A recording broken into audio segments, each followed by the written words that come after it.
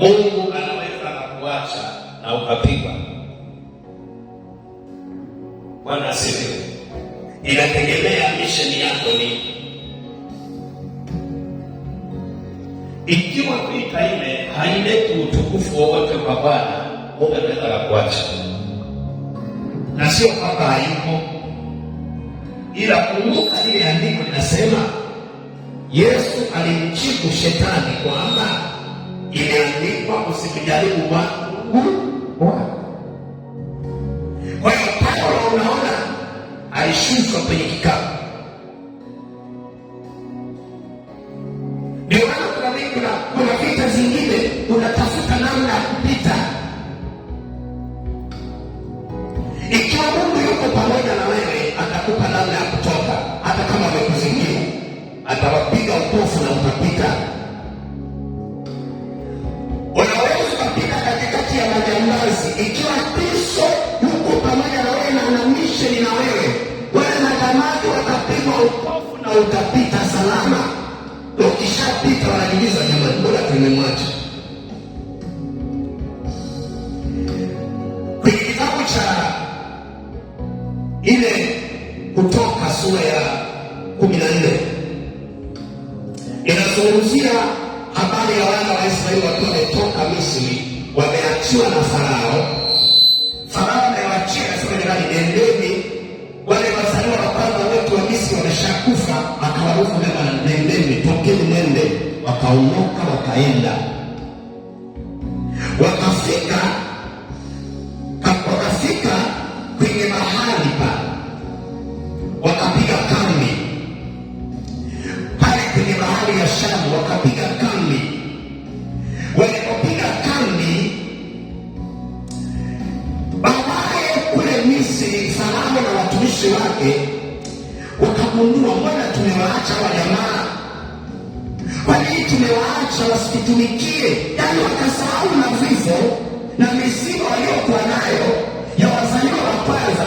Akili kahama, wakataka jamaa warudi. Hao jamaa muda huo walishaenda, wako bahari ya Shamu pale, wamepiga kambi yao.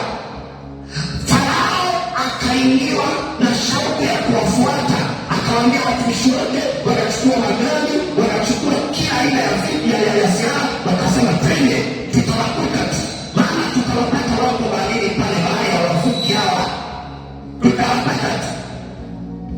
Ni sawa unapenda unamfuata mtu, njia nyingine haipo ya kupita, ni ya kupita kwenye maji. Hakuna njia nyingine, na hakuna mtumbwi, na hakuna boti, na hakuna chochote na watu hawezi wakaogelea. Sasa walipofika pale, wakakaa, wakatulia,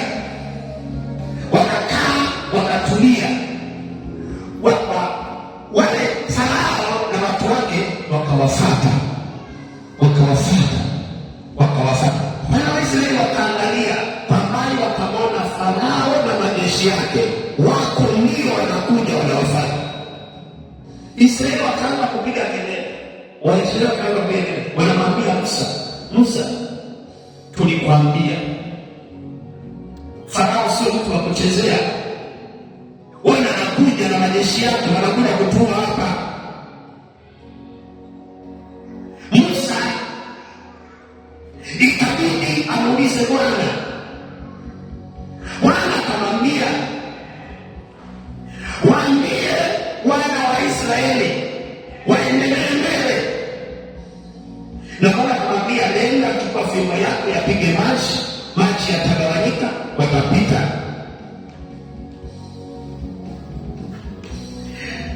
Wana wa Israeli wakaanza kuona kile kinachokuja nyuma yao, wakaogopa. Lakini kwa nini Farao aliingiwa na moyo wa kutaka kuwarudisha? Hataki waende kule kwenye nchi ya ahadi, hataki waende Kanaani, anataka warudi, waendelee kuwa watumwa.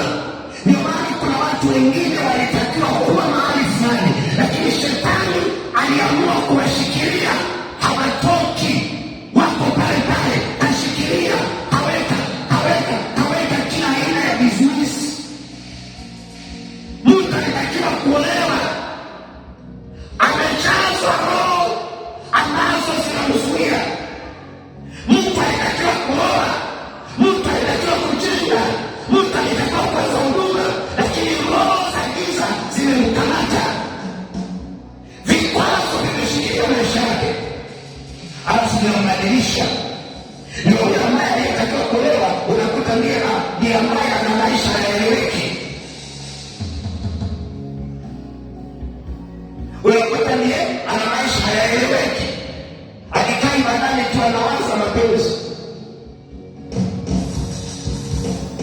na hiyo kanisani.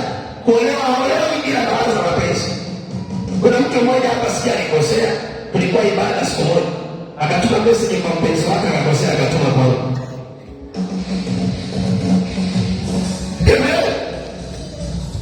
nilipomaliza ibada na kutana ile message, nikageuza nikafuta macho kwa huyu kaniandikia mimi au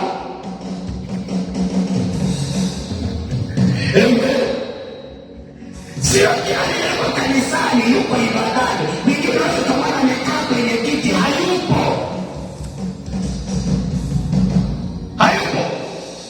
Ile message niliifuta, nimeifuta juzi, niliitunza. Amen. Ile namba ni mpya, lakini nilijua. Amen. Bila wakati mwingine lazima uelewe. Jambo najiuliza mtu nikajiuliza, hivi kweli ibada ilikuwa inaendelea, mahubiri yanaendelea, mtu anaanza kumsalimia mpenzi na anamwambia tukutane jioni.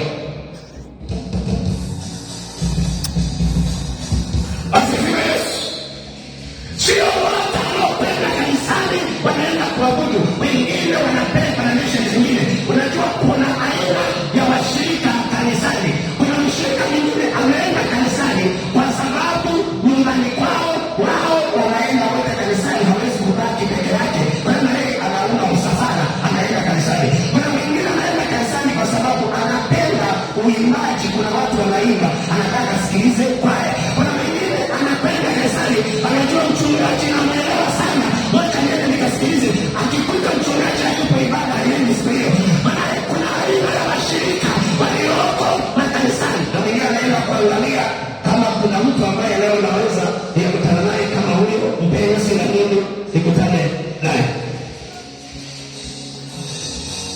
Bwana Yesu asifiwe. Alianza pengine tukishaanza kuwa wengi, maana kama leo kuna fursa, mtu anakuja kujikwatua kwenye ganda la Mungu, kuna issue hapa lazima nipate. Wote wapo wanaona hiyo na wanakuja kwenye ibada yako. Kwa hiyo ndio maana tumishi wa Mungu unatakiwa ujue una watu wa kila aina ndani ya kanisa. Ikiwa unaweza ukawa na mtu wa namna hiyo na mtu wachache hivi, mkiwa 1,000, mkiwa 10,000, isikaribia wengi wameshakupa message kwa wapenzi wao na ibada inaendelea, lakini wote Yesu anawapenda, anataka wabadilike, wamjue Mungu, wajue kusudi lake alivyowaita, wamjue Bwana kwenye maisha yao. Bwana Yesu asifiwe. Haleluya. Watu wanashangaa, unataka kutuma message, mbona kawaida? Unaweza kufanya nikosea, Mungu alitaka nijue. Amen. Na wewe unaweza kushangaa siku moja unatuma wakosea, unatuma kwangu, wewe endelea kutuma ovyo. Amen. Kwa hiyo ni kwamba unaweza kushangaa mtu ni adui yako, amepanga kabisa, leo tunamkamata, tunataka tumuue, akatuma message kwa mtu ambaye wanatakiwa wafanye hiyo kazi pamoja, akakosea, akakutumia wewe muhusika. Wao wageuze misheni yao, uijue mapema kwa jina la Yesu. Kila adui yako atakayepanga mabaya, wewe Mungu akujulishe, akupeleke kwenye kikao, akupeleke kwenye ajenda yao, wakiwa kwenye kikao, Bwana akupeleke mwenyewe, akwambie wanaume, unaitwa wanatengeneza, unaitwa wanapanga, unaitwa wanakupangia, ujue. Amen. Wakipanga wakupe sumu, Mungu akujulishe mapema. Wakipanga wakuue, Mungu akujulishe mapema. Amen. Kwa hiyo unakuta watu dunia hii tulio nayo ina watu wa kila aina, ina watu wa sampuli zote. Amen. Haleluya. Kwa hiyo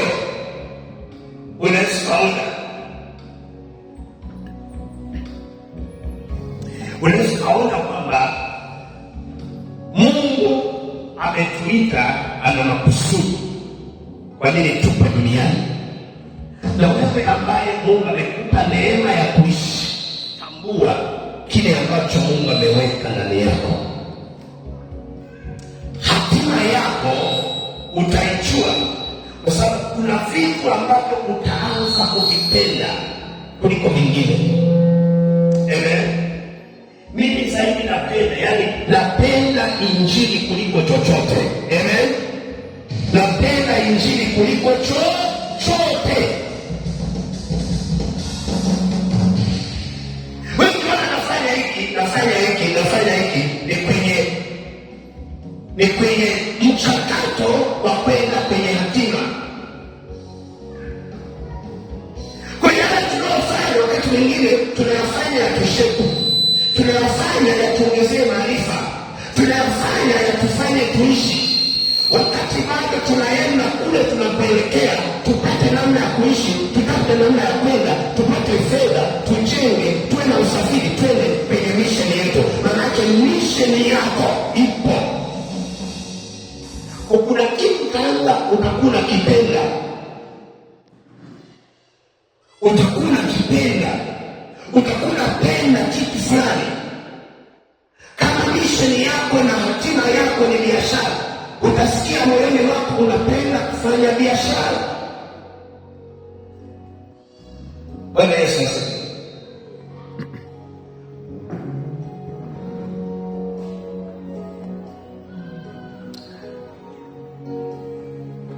Siku moja nilikuwa nauliza wanafunzi mmoja, wewe kwenye maisha yako una maono gani? Yaani unapanga uwe nani? Akasema nataka niwe mfanya biashara. Amen. Mwingine akasema nataka niwe mwalimu. Mwingine nikamwambia, mwingine anakwambia kwa sababu nimemuuliza wala haikuwa moyoni mwake. Hatima yako inakuwa moyoni, hata kama ukiamshwa usingizini unasema mimi nataka niwe fulani, nataka niwe. Hata kama vikwazo vinatoka, lazima useme naenda. Hata kama unasema hutaweza, sema naenda. Hata kama ukiingia maombi wiki moja, mwezi mmoja, ukatoka ukaona hakuna matokeo, rudi tena unasema napenda, rudi tena unasema napenda, mpaka kieleweke. Usikae ukatulia ama umeshamaliza. Hapana, misheni yako lazima itimie, hatima yako lazima ije, hata kama kuna aliyeshikilia. Kwa sababu Biblia inasema sisi, unajua, ikiwa unataka kitu fulani, sungua mbingu mpaka niseme huyu mtu tumpe. Amen. Sungua mbingu, msungue Mungu. Amen. Msungue Mungu, ambie Mungu nataka asubuhi nipo, jioni nipo, mchana nipo, usiku nipo. Naambia nataka. Unaomba unasema nataka. Unaacha usingizi unasema nalala kwenye kiti saa nusu saa, na unaendelea na maombi nataka. Amen. Nataka niwe. Hakuna kitu kizuri ambacho kinapatikana kwa wepesi.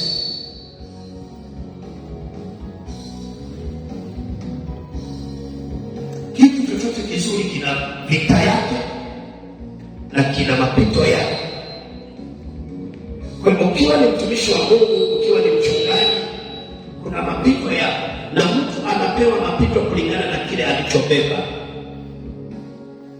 Bwana Yesu asifiwe. Amen. Ukiwa wewe ni mchungaji mfano, na wewe ni branch pastor, mapito yako na vizuizi vyako haviwezi vikalingana na useme kwamba haviwezi vikalingana na yule ambaye anaongoza labda mkoa, wilaya au taifa. Ndio maana mapito anayopitia Archbishop hayalingani na bishop wa jimbo anayopitia, kwa sababu huyu Archbishop ambaye ni askofu mkuu, yeye amebeba huduma ile yote kitaifa hata kimataifa. Kwa hiyo huyu vita yake itakuwa kubwa, atapigwa vita sana, kwa sababu wakimpiga yeye yale maono yanapotea, wakimpiga yeye kila kitu kinapotea. Kataa kupiga kwa namna yoyote na ushinde kwa jina la Yesu. Amen.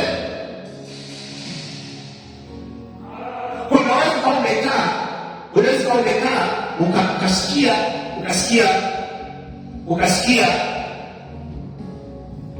maisha yako umekaa unafanya kitu, lakini Mungu sio kwamba hicho kitu ndicho alichokuitia.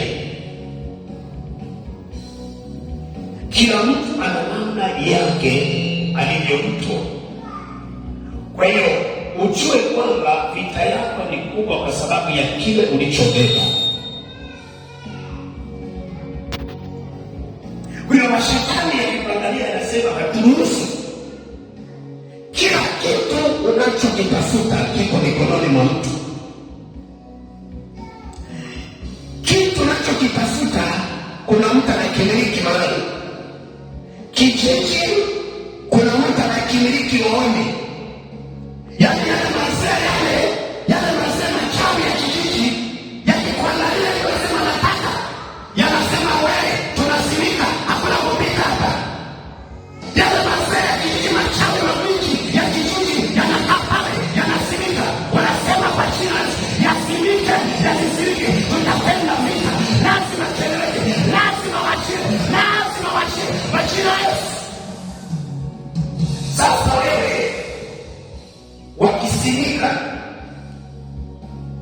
yaani ukianza kuomba wanakutumia usingizi wa kufa mtu. Ni yenyewe hayo.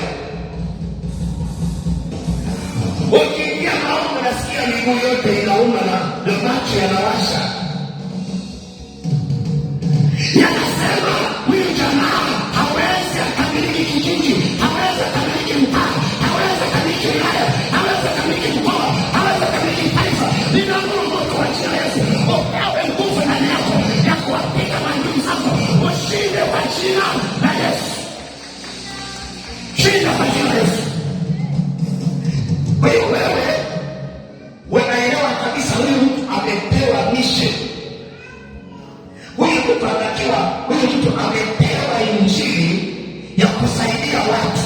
Sasa kabla unaenda kuwasaidia unakutana na shida huko. Yesu akawaambia wanafunzi wake na tuvuke mpaka ng'ambo. Wanavuka bahari, wanavuka ziwa, wanaenda kule ng'ambo. Wakati wanaanza kuanza safari ile ndani ya ziwa, upepo kaanza upepo dhoruba. Ile mashua aliyokuwa nayo kama ni mtumbwi ukaanza kusukasuku, unataka kuzama,